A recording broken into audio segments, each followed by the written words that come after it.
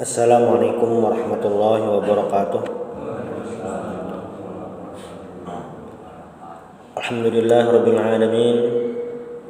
Alhamdulillahil fattahil alim alladzi arsyada man istafahu min ibadihi lit-ta'allumi wa ta'lim wa ja'ala al-'ilma sababan najatil fawzi biz-zulfa 'indal malikil 'azim.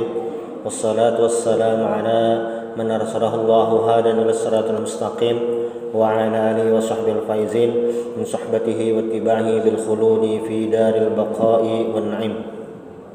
Alhamdulillah di malam hari ini kita bisa kembali melanjutkan kajian syarah kita bersama kitab Ar-Rahiqul Makhtum karangan Syekh Shafiyur Rahman Al-Mubarakfuri. Kita sudah berada di fase Madinah, fase di mana Rasulullah SAW pindah ke kota Madinah atau yang dulunya disebut Yathrib dan berubah menjadi Madinah Al-Munawwarah, Madinatul Rasul sallallahu alaihi wasallam, dan beliau mulai menyusun bagaimana menata masyarakat baru, menata kehidupan baru yang tentu sangat berbeda dengan kehidupan di Mekah.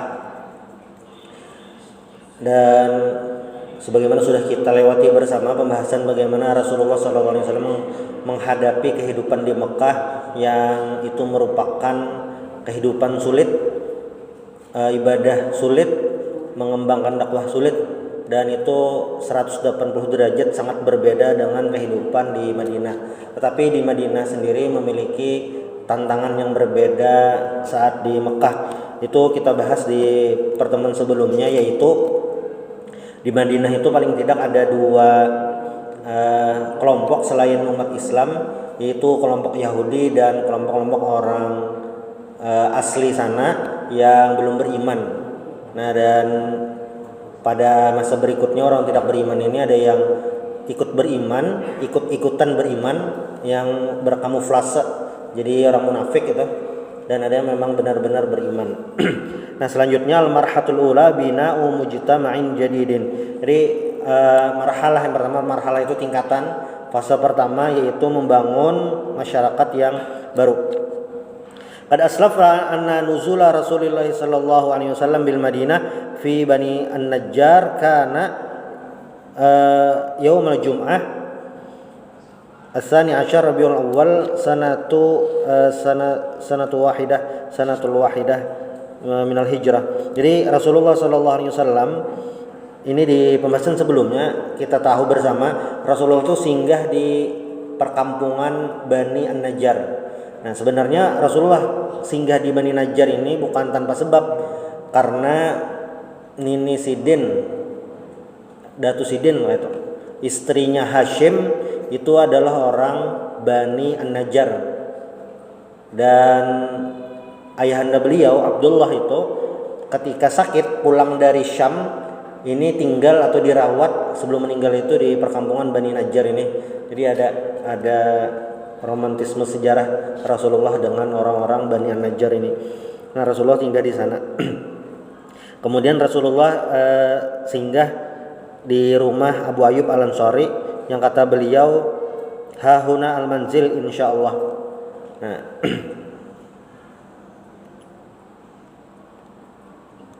lalu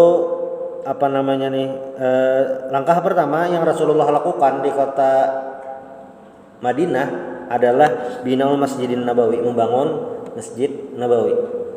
Ini langkah strategis Rasulullah SAW yang mungkin kalau hari ini karena kita hidup di masyarakat Muslim mayoritas juga itu, jadi membangun masjid ini ya tidak terlalu terlihatlah kesulitannya, selain kesulitan dana lah itu, maksudnya izin atau macam-macam lah.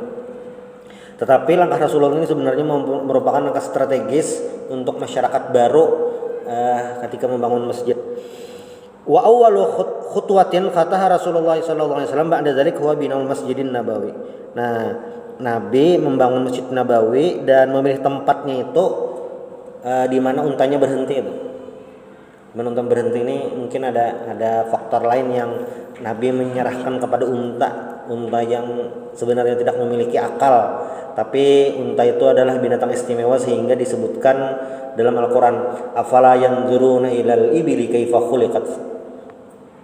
Ketika ada binatang, makhluk yang tidak memiliki akal, tapi disebutkan dalam Al-Quran, dan bahasa Al-Quran itu bahasa untuk mentadabburi. Afala yanzuruna ilal ibili kaifa khuliqat. Bagaimana diciptakan, berarti unta itu bukan sekadar binatang biasa. Ada rahasia Allah Subhanahu wa taala yang luar biasa dengan binatang yang namanya unta. Nah, dan ini juga menjadi faktor Rasulullah SAW menyerahkan untanya, memilih tempatnya di mana berhenti. Nah, lalu untanya berhenti, dan ternyata tempat unta berhenti itu tanahnya itu milik min ghulamaini yatimain. Nah, 2 orang anak yatim. Ini beringsanak nih bisa. Lalu Nabi beli. Asalnya 2 orang anak ini mau memberikan dia, ingin memberikan secara cuma-cuma, Nabi tidak. Ini dibeli saja, lalu dibeli. Nah, sudah Nabi beli. Singkat cerita, wa kana dzalik, jadi ketika Nabi membeli, Nabi ini ikut gotong royong, 4 ada jadi mandor, ada 4 gotong royong. Wa ashama fi bina'i bi nafsih, jadi Nabi langsung terjun ikut membangun masjidnya, ikut pakai tenaga. Fakana yankilul labin wal hijarah, jadi Nabi memindahkan batu bata dan batu-batu yang lain tuh untuk membangun masjid ini. Nah, kata Nabi, Allahumma la 'aisha illa 'aishal akhirah faghfir lil ansari wal muhajirat. Ya Allah, tidak ada kehidupan kecuali kehidupan akhirat, dan ampunilah dosa orang-orang Ansar dan muhajirah. Ini bentuknya bentuk syair. Kenapa Rasulullah menyebutkan la 'aisha illa 'aishal akhirah? Karena kehidupan yang abadi itu sebenarnya adalah kehidupan akhirat. Karena kehidupan akhirat itu tidak ada bandingannya dengan kehidupan di dunia. Ini berhubungan juga dengan hadis Nabi Muhammad SAW. Kata Nabi, kun fid dunya ka'annaka gharib. Jadilah kalian di dunia. Ini Nabi berkata kepada salah seorang sahabat. Cuma sebenarnya khitabnya ini amun likulli ummatihi, semua umatnya. Kun fid dunya ka'annaka gharib. Jadilah di dunia seakan-akan orang asing. Aw abiru sabil, atau pengembara. Kenapa seperti itu? Karena ya dunia ini adalah mazra'atul akhirah, tempat menanam untuk bekal di akhirat sementara aja. Nah, Nabi ini membangun, ikut berpartisipasi, ma'awaki. Wa kana dzalika mimma yazidu nasyata sahaba fil amal. Dan hal demikian, lisanul hal Nabi, apa yang Nabi kerjakan, apa yang Nabi contohkan itu membuat sahabat jadi semangat. Nabi aja semangat, jadi semangat juga tuh. Hatta inna ahadahum la yaqul la in qa'atna wan nabiyyu ya'mal liza kaminnal amal mudallalu. Jadi bahasanya kayak ini. Bila kita duduk sedangkan Nabi bekerja, wah ini adalah pekerjaan yang sesat. Maulah Nabi begawan sorangan, kita menyatakan aja. Nah, makanya ada istilah sami'na wa ata'na. Kalau orang-orang di Al-Quran itu diabadikan ketika orang di umat Nabi Musa alaihissalam itu dibawa untuk umat Bani Israel itu ketika dibawa untuk berjihad, apa kata mereka? Izhab anta wa rabbuka innaha huna qa'idun. Pergilah engkau wahai Nabi Allah dan Tuhan engkau, innaha huna qa'idun, kami duduk di sini aja. Nah, menurut Banjar tuh purun benar. Kalau Nabi mencontohkan, sahabat ikut. Sami'na wa ata'na itu adalah sebuah ucapan yang sebenarnya luar biasa. Siap Nabi, iya.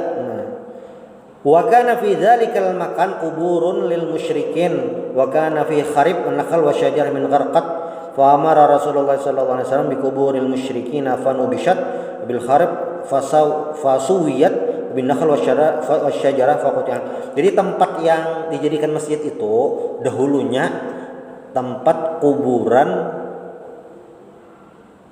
orang-orang musyrik. Jadi diapai? Dibongkari, lalu ada puing-puing diratakan gitu, ada pohon dipotong lah sekira bisa dibangun. Nah, dan kiblatnya waqanal kiblah ila Baitul Maqdis, dan kiblat masjid waktu itu arahnya Baitul Maqdis karena memang perintahnya waktu itu kiblat masih ke arah Baitul Maqdis. Nah, dan apa nih, pintu masuknya itu dari batu, dan dindingnya itu labin watin. Labin ini tanah liat, batu bata dan tanah. Jadi ulun menaon lawan kawan yang nyekolah di Hadramaut, dulu masih ada lah bangunan dari tanah liat nih, masih ada. Kenapa masih ada? Ya bangunan itu dingin, di dalam tanah dingin. Cuma ini khusus untuk di sana. Namun di wadah kita kada bulah, lawan kadosa bulah. Sehari pen bulah isuk runtuh, hujan hari. Nawa ini khusus di sana aja. Nah, Masjid Nabi itu masih kayak itu. Hatapnya waja'ala saqfahu min jaridin nakhal, pelepah kurma. Jadi Masjid Nabi itu sederhana sekali itu. Lawan Masjid Al-Fath pangaju benar. Kalau dibandingkan zaman Nabi Bahari, masjidnya sangat sederhana dan lantainya itu pasir. Jadi ada riwayat. Jadi waktu siang sahabat ini kan sujud memakai dahi, lalu kepanasan lapor Nabi, Nabinya panas bener kawakah, apakah nih ditutupi atau apakah kayak itu tapi kada disauti Nabi. Nah, berdasarkan hadis yang ini para ulama berpendapat bahwasanya dahi ini wajib kulitnya tuh karena tempat sujud. Karena waktu yang sahabat itu badu kepanasan kada dipadahi Nabi, ih kada apa-apa jar tutupi ada. Jadi bawa kopiah tuh, ini kada kena sujud. Nah, diangkat lah sini. Bebisul bang jar di sini bebisul boleh aja, bemereng. Kayak Rosi di tikungan boleh aja. Bilangnya bebisul sini kan ngalih sujud. Penting dahi kena tuh. Bilangnya kopiahnya lah ini, ini kada kena Ini dahi bang yang ini karena itu berdasarkan yang hadis tadi. Jadi memang pakai pasir. Iyalah panas jar, pasir panas toh. Siang hari pasir tuh panas. Kenapa jar panas? Maka hatapnya kan kalau kurma aja, kada rapat. Ini masuk aja materi. Makanya di riwayat lain tuh ada disebutkan sahabat ini ditagur gara-gara pas malam itu sembahyang melihat bintang, karena atapnya kan kada tutup benar juga. Mana ya rasi bintang Scorpio, Virgo kayak melihat di langit. Nah tuh ditagur pas melihat ke atas. Kita wah ini, insyaallah kada pang melihat ke atas. Melihat di baju kawan benar ada tulisan di sini. Pilih nomor, terganggu sembahyang. Jadi makruh juga baju sembahyang karena kita bertulisan belakang. Jadi polos makruh. Kenapa? Kasihan kawan di belakang membaca. Apalagi bacanya jangan dibaca tulisan ini, tidak ada bermanfaat. Apabila tidak bermanfaat tidak usah dibaca. Itu aja tulisannya ada jelas. Nah, makruh yang kita memakai. Jangan memakai baju yang macam bagus polos. Itu. Nah, jadi Masjid Nabi itu sangat sederhana. Apalagi Masjid Nabi itu watuluhu mimma yalil qiblah ila muakhirih mi'atu zira'. Jadi dari depan sampai ke belakang itu 100 hasta. Kalau nyari kurang lebihkan 50 meter. Panjangnya itu 50 meter. Dah itu.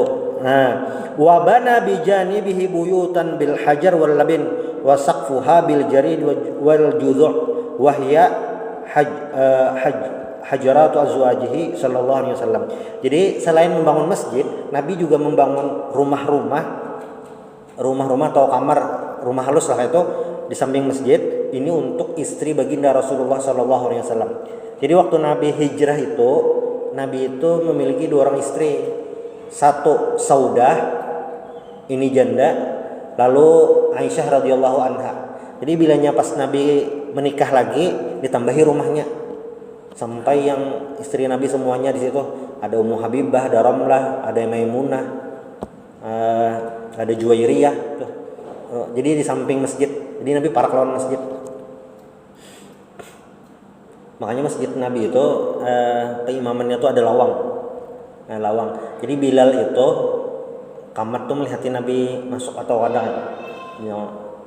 oh Nabi, nah itu ukurannya. Jadi ada riwayat yang menyebutkan Bilal itu kadang amat Nabi ini kada datang ini sembahyang Isya lami belandong datang mungkin bisa jam 10-an karena sahabat itu sampai teguring sambil duduk sampai mengaruh sebenarnya dengan Nabi hanya datang. Ini salah satu dalil pendapat yang memadahkan boleh sembahyang Isya belandong.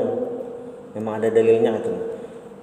Kita makanya itulah ya yang tepat waktu jangan itu yang di awal waktu. Cuma ada memang sebagian ulama memakai hadis yang itu. Mungkin lah itu ya memang kalau yang kita melihat hadis itu banyak riwayat-riwayat, tinggal mana ambil yang paling sahih itu. Jangan dikira Abu Hurairah yang riwayatnya paling banyak lawan Aisyah radhiyallahu anha tuh sama terus mendapat. Jadi kadang-kadang beda pendapat, riwayat itu beda dan tidak bisa disatukan.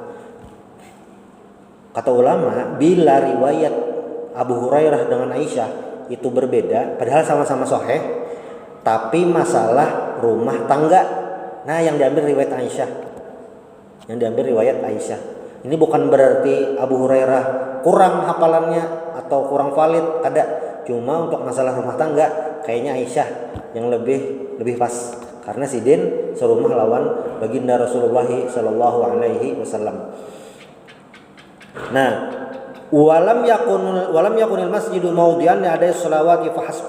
Jadi masjid waktu itu bukan hanya untuk sholat 5 waktu, bukan hanya itu. Jadi Nabi memang membangun masjid bukan hanya untuk sholat. Dan bayangkanlah, amun ada masjid gunanya gasan sembahyang 5 waktu aja. Masjid gasan 5 waktu aja. Ditambah sembahyang Jumat, dah itu aja. Kadada kegiatan yang lain. Sunyi benar tuh masjidnya. Sunyi, pengajian kadada. Buka bersama kadada. Taklim mengaji kadada juga masjidnya. Itu duit infaknya ke apa infaknya? Bayar kipas angin, listrik aja gitu. Bayar ledeng tuh sudah dimurahi PDM dah. Bilangnya masjid sudah berkurang dari listrik sama juga. Nah, makanya Rasulullah ketika membangun masjid sudah mengajarkan bahwasanya masjid ini bukan hanya sekedar untuk sholat 5 waktu, yang lain juga. Itu artinya menghidupkan masjid. Yang akan menghidupkan masjid yang memang nomor 1 adalah tempat sholat berjamaah, itu memang nomor 1. Cuma bukan hanya itu saja. Karena di kampung itu kadang masjid itu sembahyang 3 waktu aja. Subuh, maghrib, isya, zuhur, asar kosong. Karena kurangnya begawian. Azan pian zuhur bingung bisa orang. Jadi azan zuhur gitu. Orang ada pernah azan zuhur di situ saking kosongnya. Jadi di wadah apa nih kampung kaya itu langgarnya itu zuhur asar kosong itu kosong. Jadi hendak azan asar itu kayak dilihat orang kayak hendak azan kan ini kayak saking kosongnya tuh kayak aneh kan. Tapi ini kayaknya sudah berkurang karena ada pengajian imbah asar. Nah, itu sudah mengurangi keanehan. Mungkin ada tetamu juhur masjid lain dipakai gasan sembahyang juhur, gasan mahampar bani.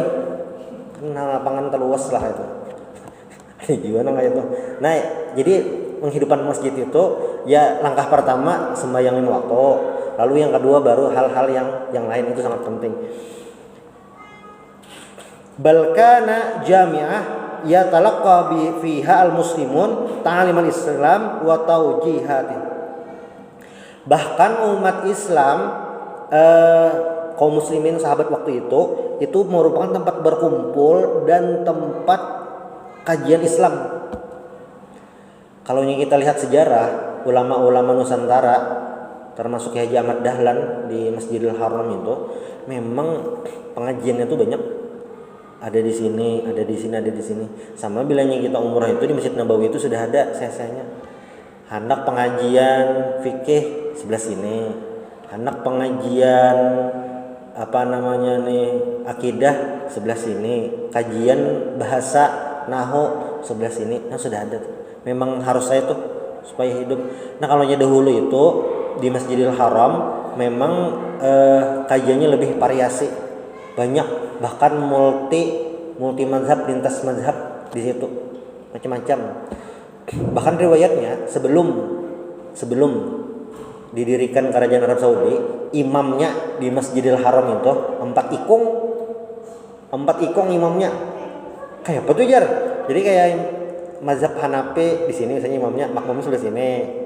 Mazhab Syafi'i imamnya sini, makmumnya sebelah situ kata. Kadang-kadang bang lah videonya cuma kayak itu sebelum ada kerajaan Arab Saudi. Pas sudah ada lalu dijadikan satu imam sama berataan. Nah dulu ada kayak itu beda-beda. Jadi ada pengajiannya masing-masing tuh. Makanya Datuk Kalampayan ketika di Masjidil Haram itu guru sidin banyak ya memang Masjidil Haram itu apalagi antara abad 17, 18, 19 itu memang pusat pendidikan umat Islam seluruh dunia. Jadi ada Pak Azyumardi Azra itu menulis buku jaringan ulama itu sekitar abad 17 sampai 18. Itu salah satu buku referensi sanad ulama Nusantara di tahun-tahun itu. Ada ketersambungan sanadnya tuh. Ini sini. Jadi memang masjid untuk itu aja. Memang masjid untuk itu. Lalu apa? Wa muntada tatalaqi wa tata'allaf fihi al-anasir al-qabariyah al-mukhtalifah allati talama nafarat bainaha an-naz'at al-jahiliyah wa hurubha. Dan masjid itu juga jadi tempat di mana tidak ada perbedaan strata di antara masyarakat. Pian sandal hanyar benar di masjid mana aja pasti ditinggal di luar. Sepatu hanyar nukar keluaran luar angkasa kah? Tetap di masjid enak di luar sama. Pangkat tinggi datang terlambat ya sep di belakang. Kecuali jalan muka bang langsung nih dari imaman. Itu maksudnya ketika Islam berbicara tentang innallaha la yanzuru ila ajsamikum. Allah Ta'ala itu tidak melihat jasad, tidak melihat tampilan luar, tapi melihat qulubikum, kepada hati. Nah, masjid tempatnya.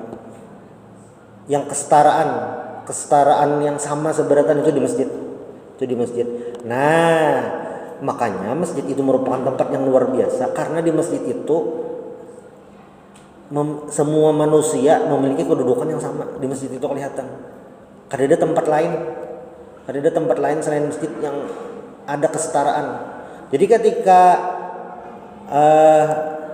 manusia itu sama di sisi Allah Subhanahu wa taala, kadeda masjid itu kadeda contohnya, dan masjid itu adalah contohnya.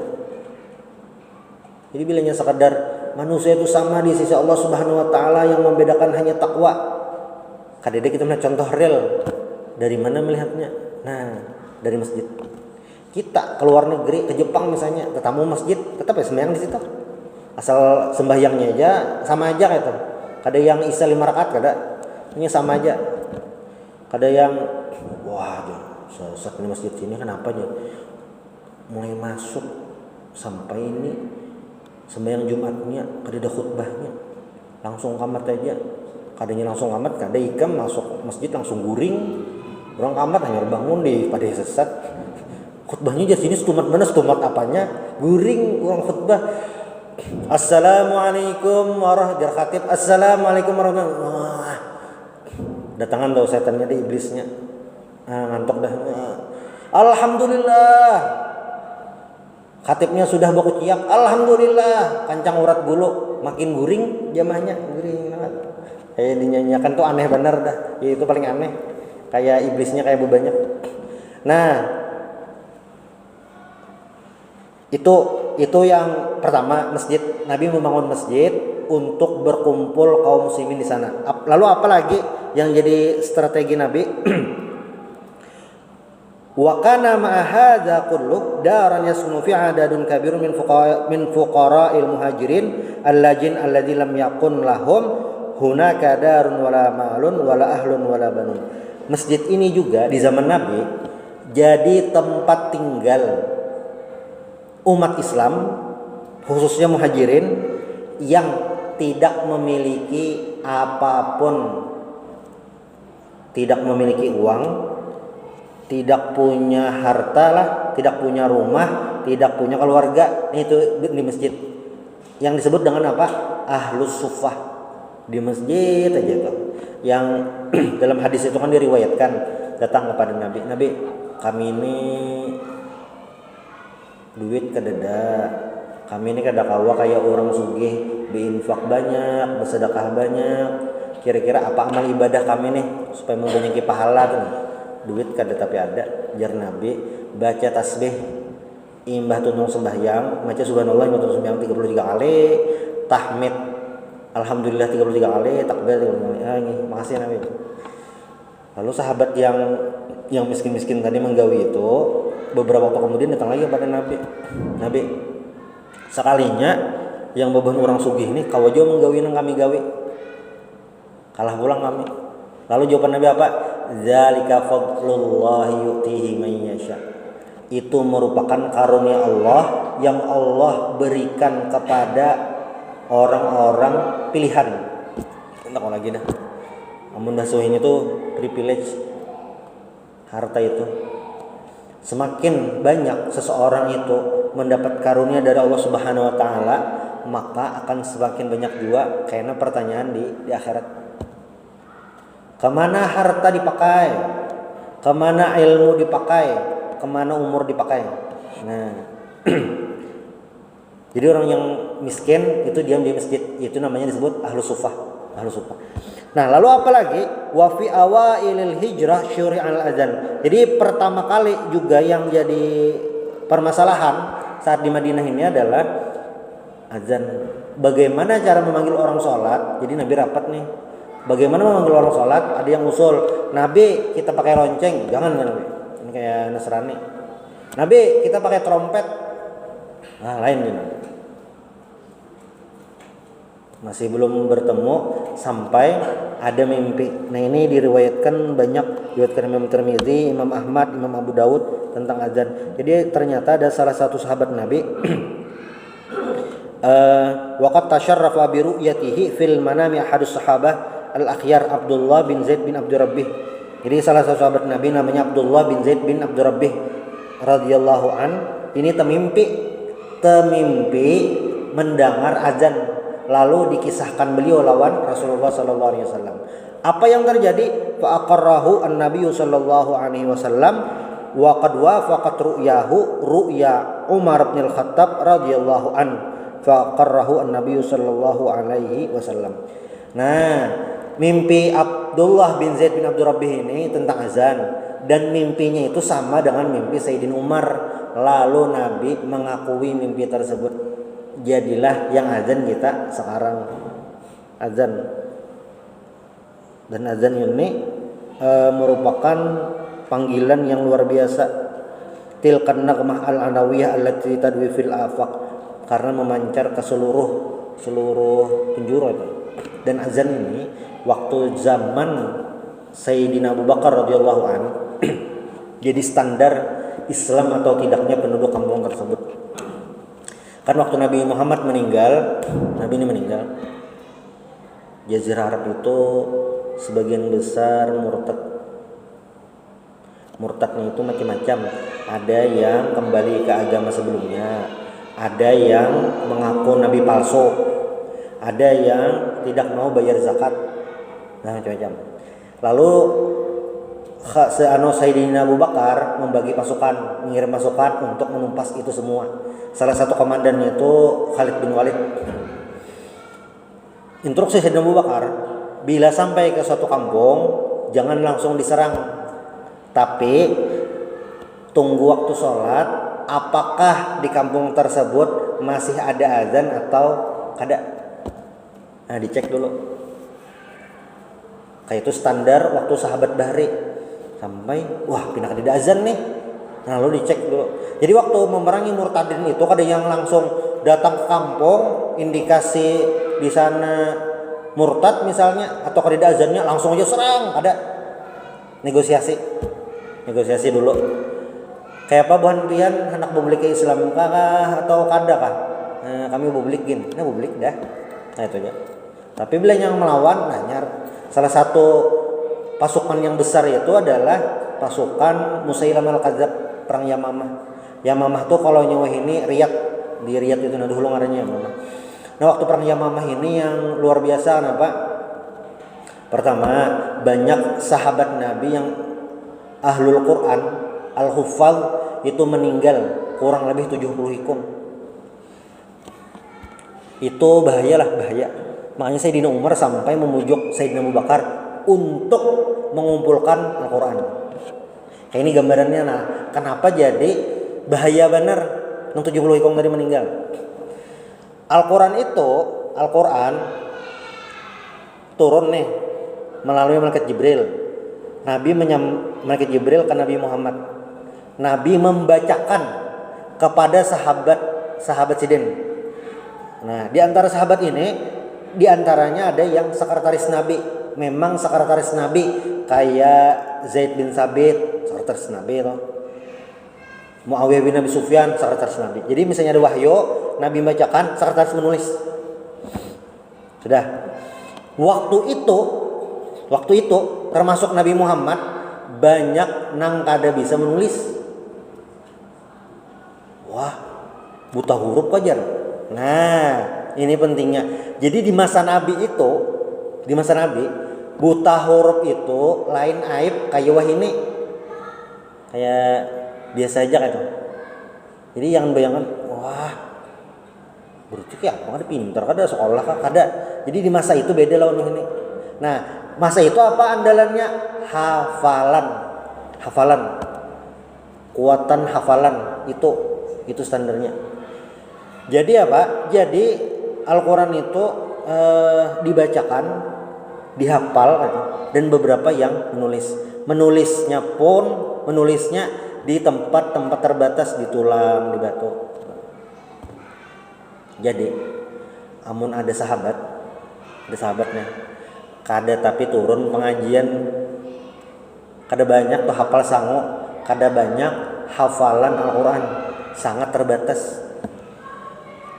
Jadi tidak ada zaman sahabat itu momen di mana yang tidak bisa menulis hendak membaca Al-Quran dulu apa yang dibaca Al-Qurannya belum mentuntung. Lalu bagaimana caranya? Ya yang hafalan yang ada sangat terbatas. Nah, baru di zaman Sayyidina Abu Bakar itu ditulis yang sudah ditulis dikumpulkan jadi satu. Makanya meninggalnya 70 orang waktu masa murtadin itu memerangi Nabi palsu itu masa-masa yang urgen. Sudah, yang pertama Nabi membangun masjid. Lalu yang kedua, al-mu'akhatu bainal muslimin. Yang kedua adalah mempersaudarakan antara umat muslim. Ini terutama orang-orang muhajirin dengan orang-orang ansar. Summa inna Nabi sallallahu alaihi wasallam bijanibi qiyamihi bi binal masjid markazu tajamu wa ta'aluf qama bi amalin akhar min arwa'i ma yu'athiruhu at-tarikh. Nabi melakukan hal yang sangat berkesan dalam perjalanan sejarah. Apa itu? Amalul mu'akhah bainal muhajirin wal ansar, mempersaudarakan antara orang muhajirin dengan orang ansar. Nah, summa akhar Rasulullah sallallahu alaihi wasallam bainal muhajirin wal ansar fi dari Anas bin Malik wa kanu tis'ina rajulan nisbahum minal muhajirin wa nisbahum minal ansar. Jadi Nabi tempatnya itu mempersaudarakan di rumah Anas bin Malik, ada kurang lebih 90 orang, separuh itu berarti kurang lebih 45 orang muhajirin, kurang lebih 45 orang ansar dikumpulkan di sana lalu dipersaudarakan.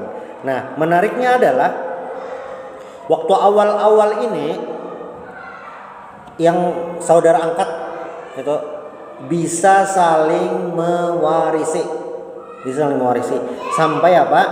Ilahini waqati Badar, sampai tiba perang Badar. Jadi tahun 1 Hijriah, nah tahun 2 Hijriah hukum ini berakhir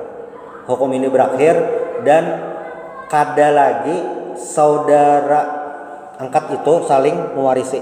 Hanya apa? Hanya yang memiliki keterikatan keluarga saja yang saling mewarisi.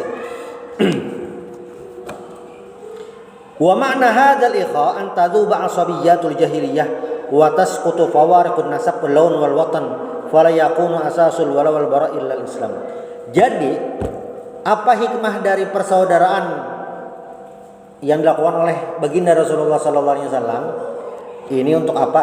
Untuk mempersatukan umat, untuk mempersatukan sesama umat Islam, mempersatukan sesama sahabat, sehingga tidak ada saya orang Mekah, kamu orang Madinah, ada. Jadi sama seberataan, sama-sama di bawah bendera Islam, sama-sama mengucapkan la ilaha illallah Muhammadur Rasulullah, supaya sama seberataan, tidak ada perbedaan.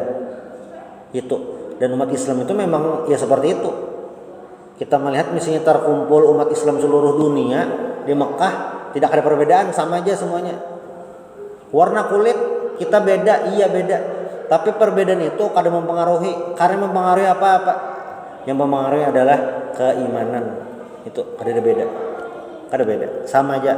Nah, itu yang dilakukan Rasulullah sallallahu alaihi wasallam. Imtazajat awatiful ithar wal muasah wal muanasah istil khair fi hadhil ukhuwah. Jadi dengan adanya persaudaraan ini meningkatkan rasa kepedulian, rasa tanggung jawab bersama. Orang muhajirin itu pindah dari Mekah ke Madinah rata-rata kada membawa apa-apa, kosong nih kantong, tidak apa-apa. Nah, maka penerimaan orang-orang Ansor itu adalah sesuatu yang luar biasa. Sampai ada kejadian, ini diriwayatkan oleh Imam Bukhari di babu ikhain Nabi sallallahu alaihi wasallam bainal muhajirin wal ansar, riwayat Imam Bukhari. Jadi dari Imam Bukhari, annahum lamma qadimu al-Madinah akha Rasulullah sallallahu alaihi wasallam bain Abdurrahman wa Sa'd bin Rabi'. Jadi salah satu riwayat ini disebutkan, salah satu riwayat yang masyhur, jadi Nabi mempersaudarakan Abdurrahman bin Auf dengan Sa'ad bin Rabi'. Ujar Sa'ad bin Rabi' lawan Abdurrahman bin Auf nih, inni aksarul ansari malan. Saya adalah orang paling kaya di kalangan Ansor. Saya yang paling kaya. Nah, faksim li anismain, bagi hartaku jadi dua. Misalnya aset Sidin 200 miliar, 100 miliar seorang, bagi dua. Lalu apa lagi? Wali imra'atan, bini ulun dua ikong, fanzur a'jabahuma ilaik fasammihali. Di antara dua tuh lihati nang mana pian ketujuh, pilih. Bilanya pian ketujuh nang ini kayaknya ulun talak tuntung masa idahnya nak kawin aja. Nah sampai kayak itu luar biasa nih. Lalu apa jawaban Abdurrahman bin Auf? Ini mental seorang muslim nih kayak ini bang, sebujurnya cuma wah ini banyak yang kadang itu kadang kita kada sadar juga tuh. Ya Abdurrahman bin Auf apa? Sidin kada memanfaatkan kesempatan dalam kesempitan. Ada apa aja Sidin? Barakallahu laka fi ahlik wa malik wa aina sukukum. Mudahan Allah memberkahi pian, memberkahi keluarga pian, mudahan memberkahi harta pian. Tapi di mana pasar? Mana pasar? Fadalluhu ala suqi Bani Qainuqa. Lalu si Sa'ad bin Rabi ini menunjukkan pasar. Waktu itu pasarnya ampun Bani Qainuqa. Jadi Yahudi di Madinah itu dasar bujur, memonopoli benar perekonomian Madinah dasar. Jadi pasar waktu itu adalah pasar ampun Yahudi, tepatnya ampun Bani Qainuqa. Jadi kejadian wahine itu mirip kejadian waktu Nabi sampai di Madinah pertama kali. Pasar dikuasai Yahudi itu. Dasar kayak itu. Tapi apa yang dilakukan Sayyidina Abdurrahman bin Auf? Sampai di situ Sidin masuk pasar tangan kosong, kantong kosong, tangan kosong. Masuk pasar tangan kosong. Faman qalaba illa wa ma'ahu fadl min aqid wa samin. Tsumma taba'al ghudu, tsumma ja yawman wa bihi athara safrah. Wa qala Nabi sallallahu alaihi wasallam, mahyam qala tazawwajtu qala kam suqat ilaiha qala nuwatun min dhahab. Jadi Sidin pertama kali ke pasar, kantong kosong. Bulik-bulik dari pasar hari itu berujung ada minyak samin, ada beberapa yang lain juga berujung barang. Itu hari pertama Sidin ke pasar. Sudah. Nah, lalu beberapa waktu kemudian ini mungkin sebelum ada hadis Nabi yang perintah untuk mempopulerkan pernikahan, kayaknya belum. Beberapa hari waktu kemudian si Abdurrahman bin Auf ini baju tuh kayak baju orang mbah pengantinan kata. Apa aja Nabi nampaikan bina belain tazawwajtu ulun hanya kawin mungkin tuh ini kayak tiba-tiba hanya kawin ulun kadua bareng. Ini kayaknya waktu kejadian ini hadis Nabi tentang a'linun nikah itu belum kayak itu nah. Hah, sudah kawin nih. Nah, berapa maharnya? Nuwatun min dhahab. Nuwatun itu kalau di hartakan itu kurang lebih 5 dirham waktu itulah, atau seperempat dinar waktu itu. Nah, jadi kayak ini maksudnya. Di antara semua sahabat, Abdurrahman bin Auf ini termasuk yang naluri bisnisnya tinggi, sampai dibanding sahabat yang lain, Sidin yang terdahulu kawin. Artinya secara perekonomian yang paling stabil pertama salah satunya adalah Abdurrahman bin Auf. Nah, mental sahabat tuh kayak itu.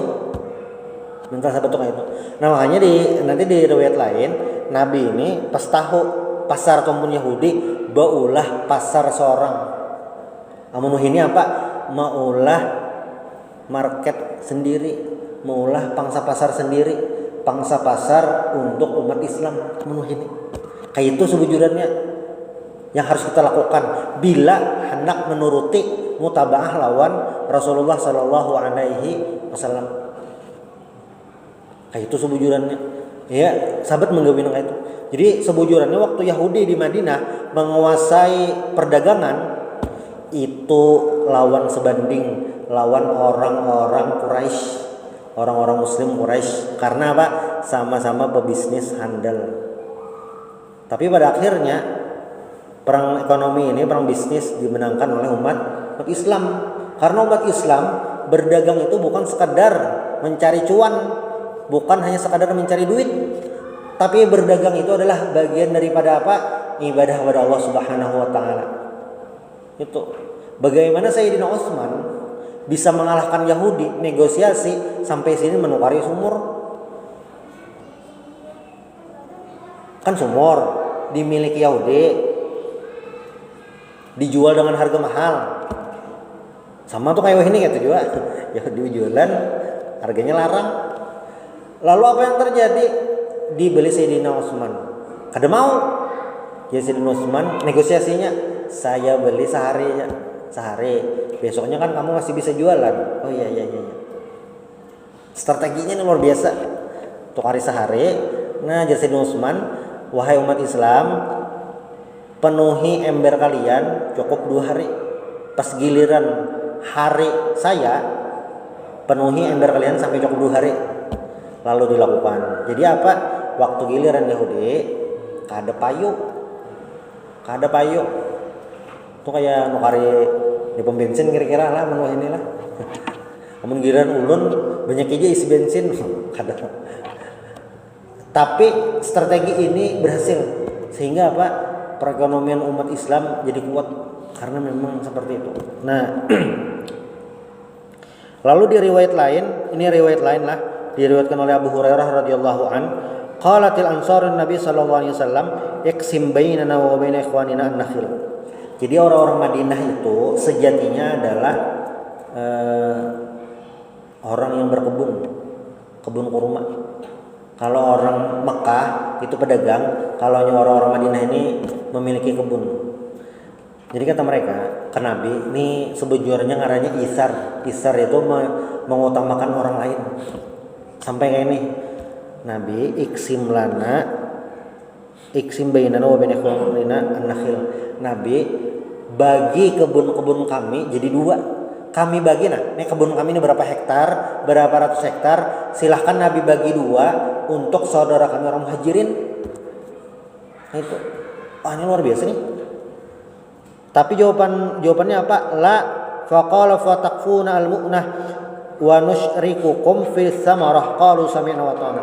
Kada kayak itu. Anu jegin kita bakongsian aja. Nah, bakongsian kan hasilnya dibagi dua. Ini ngarannya ada akad muamalahnya. Nah, itu kadang langsung sebagi-baginya aja kada. Nah, apa gerang ini? Wa hadza yadulluna ala ma kana li al-ansar min al-hafa wal baghilah al-hafa wa al-balighah bi ikhwanihim al-muhajirin wa min at-tadhiyah wal isar wal wud was safa. Ini bukti orang Ansar ini pengorbanannya tulus, memang untuk berbagi kepada saudara-saudara muhajirin, memang tulus. Tapi ini yang sebenarnya jangan sampai terlewat. Orang muhajirin nih, falam yastaqilluhu walam yanalu minhu illa biqadri ma yuqimu awaduhu. Orang muhajirin tidak memanfaatkan momen ini untuk meraup keuntungan. Bapak ngapa? Ketika ada kesempatan sekadar menyambung hidupnya. Kadang kayak ini nah. Ini kebun kita bagi dua aja. Oh iya kenapa Pak? Makasih. Kadang langsung itu ada. Ini harta kita bagi dua, iya langsung ada. Orang muhajir ini bisa menakar sekedar untuk menyambung hidup aja, kadang memanfaatkan. Sayangnya kita sekarang nih yang berbagi ada, yang suka berbagi ada, yang dapat bagian ini rakus, banyak itu. Kayaknya pas kadeda memberi sangkal, kenapa nih kada peduli kepada sesama muslim, sangkal. Pas sudah dibari betagih. Kalau dalam istilah pepatah tuh diberi daging hendak tulang. Diberi tulang hendak daging kada bang. Cuma maksudnya ketika dibari malah hendak nambah lagi kada sadar. Nah ini mudah-mudahan kita terhindar daripada itu. Subhanallah bihamdik asyhadu an la ilaha illa anta astaghfiruka wa atubu ilaik. Assalamualaikum warahmatullahi wabarakatuh.